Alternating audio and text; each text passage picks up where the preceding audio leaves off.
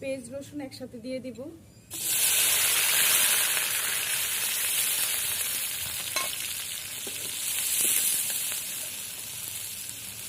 মরিচ, হলুদ, লবণ দিয়ে দিব।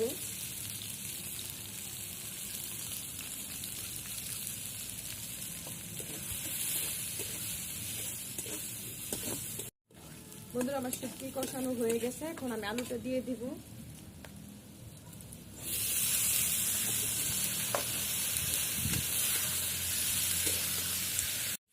এখন আমি ঢাকনা দিয়ে রেখে দিব। আমার লটকে শুটকি দিয়ে আলু ভাজি হয়ে গেছে, আমি এখন নামিয়ে ফেলবো। এটাতে আমি ছোট ছোট করে লটকে শুটকি কেটে নিয়েছি, কাঁচা মরিচ, শুকনো মরিচ, আবার সাথে দিয়েছি পেঁয়াজ রসুন, একসাথে দিয়ে শুটকিটা কষিয়েছি, তারপর আমি আলুটা দিয়ে দিয়েছি। তো অলরেডি আমার হয়ে গেছে। এখন